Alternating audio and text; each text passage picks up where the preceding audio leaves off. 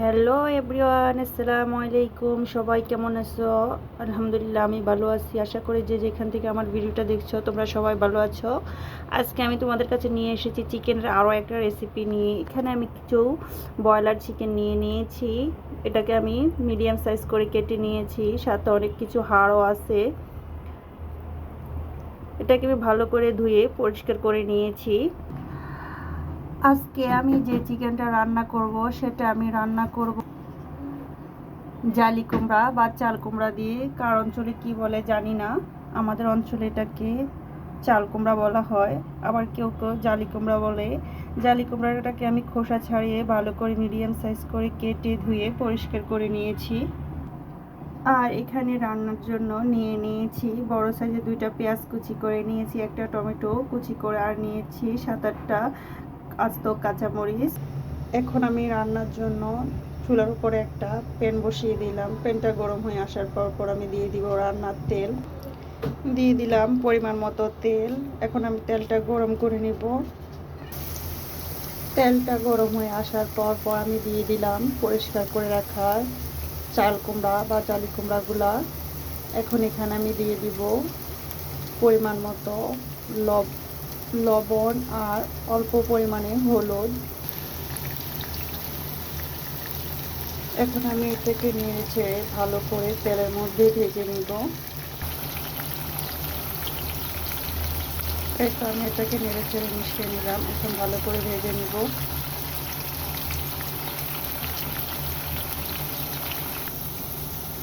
এই তো আমার চাল কুমড়াগুলো ভাজা হয়ে গেছে।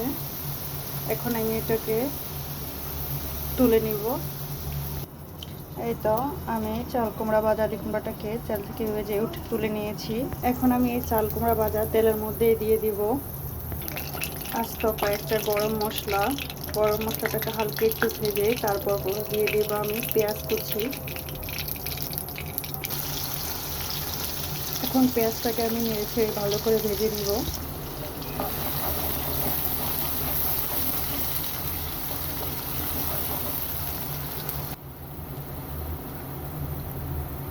এই তো বেশ কিছুক্ষণ ভাজার পরে আমার পেঁয়াজটা প্রায় বেরেস্তা হয়ে আসছে।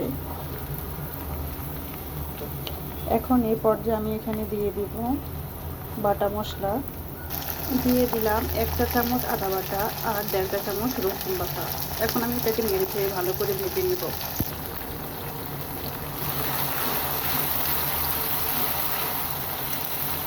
আদা রসুনটাকে আমি তেলের মধ্যে ভালো করে ভেজে নিব, যাতে আদা রসুনের কাঁচা গন্ধটা চলে যায়।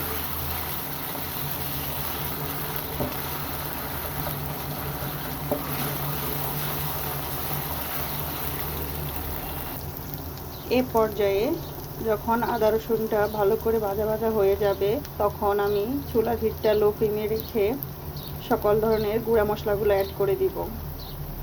এই তো আমি এখানে দিয়ে দিলাম 1 চা চামচের মতো জিরার গুঁড়া, 1 চা চামচের মতো হলুদের গুঁড়া, 1 চা চামচের মতো জিরার গুঁড়া, মরিচের গুঁড়া, আর দিয়ে দিলাম 1.5 চা চামচের মতো লবণ। আমি এখন এটাকে ভালো মতো নেড়ে কষিয়ে নিব।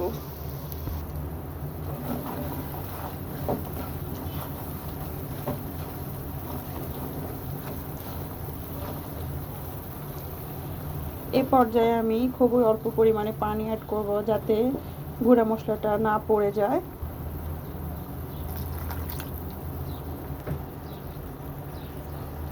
এখন আমি এটাকে নেড়ে কষিয়ে নেব।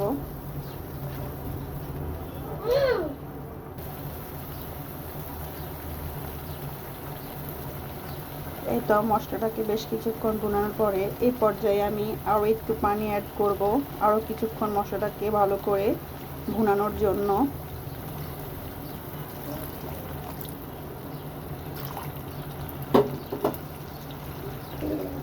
এখন আমি মশলাটাকে আবারও নেড়ে ভালো মতো কষিয়ে নিব।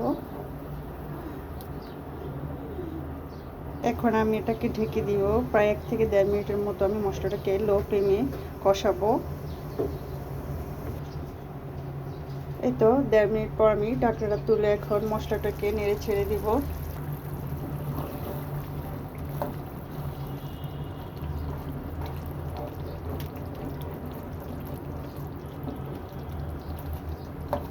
দেখুন মশলাটা কতটা তেল ছেড়ে দিয়েছে। যে কোনো রান্নায় মশলাকে ভালো মতো কষালে রান্নার টেস্ট ভালো হয়। এই তো এই পর্যায়ে আমি দিয়ে দিব পরিষ্কার করে রাখা চিকেনগুলা।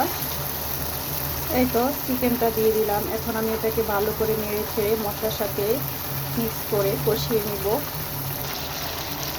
এই তো মিক্স করে নিয়েছি। এখন আমি এটাকে ঢেকে কিছুক্ষণ কষিয়ে নিব। অবশ্যই চুলার হিটটা এই সময় লো ফ্লেমে রাখতে হবে।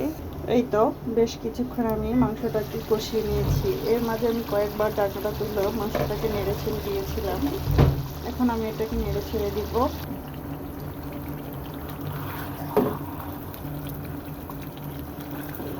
এই তো মাংসটাকে আমি কিছুক্ষণ কষিয়ে নিলাম। এখন আমি এটাকে আবারও ঢেকে আরও কিছুক্ষণ ভালো করে কষিয়ে নেব। এই পর্যায়ে আমি দিয়ে দিব কুচি করে রাখা টমেটো। এখন আমি টমেটোটাকে ভালো করে নেড়ে ছেড়ে মাংসটার সাথে কষিয়ে নেব। এই তো মাংসটাকে আমি কষিয়ে নিয়েছি। এখন আমি এটাকে আবারও নেড়ে ছেড়ে নেব। এই তো নেড়ে ছেড়ে নিয়েছি। এখন আমি ঢাকনা না দিয়েই চিকেনটাকে আরও কিছুক্ষণ কষাবো। এই তো এই পর্যায়ে আমি জালি কুমড়াটা এখানে অ্যাড করে দেব। এখন আমি এটাকে ভালো করে নেড়ে ছেড়ে মাংসের সাথে মিক্স করে নেব। এই তো মিক্স করে নেওয়া হয়ে গেছে। এখন আমি এটাকে ঢেকে কিছুক্ষণ রান্না করে নেব।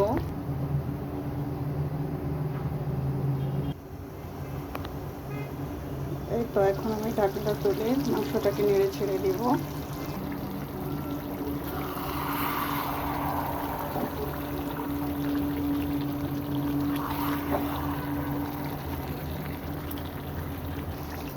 এই তো মাংসটাকে আমি নেড়ে ছেড়ে নিয়েছি। এই পর্যায়ে আমি দিয়ে দিব গরম মশলার গুঁড়ো।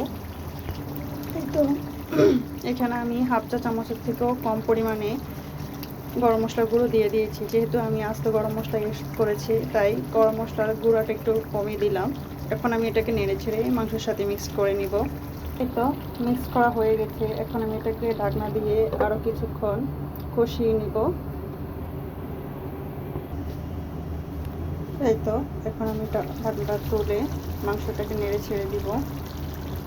এই তো নেড়ে ছেড়ে দিয়েছি। এখন আমি এখানে অ্যাড করব গরম পানি খুব অল্প পরিমাণে। এই তো রান্নাটাকে পুরোপুরি কমপ্লিট করার জন্য আমি এখানে পরিমাণ মতো পানি দিয়েছি। এখানে বেশি পরিমাণে পানি দেওয়া যাবে না, কেননা আমি চাল কুমড়াটাকে আগেই তেলের মধ্যে ভেজে নিয়েছি। আর তাছাড়া আমি ব্রয়লার মাংসটাকে অনেকক্ষণ মশলার মধ্যে কষিয়েছি, তাই এগুলো সব কিছু অনেকটা সিদ্ধ হয়ে গেছে। তাই পানির পরিমাণটা অবশ্যই কমিয়ে দিতে হবে। এখন আমি এটাকে ঢেকে মিডিয়াম হিটে রান্না করে নিব। আর এই পর্যায়ে আমি দিয়ে দিব কয়েকটা কাঁচামরিচ।